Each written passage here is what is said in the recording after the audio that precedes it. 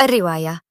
قال الإمام علي عليه السلام: من أصلح ما بينه وبين الله أصلح الله ما بينه وبين الناس، ومن أصلح أمر آخرته أصلح الله له أمر دنياه، ومن كان له من نفسه واعظ كان عليه من الله حافظ. الشرح.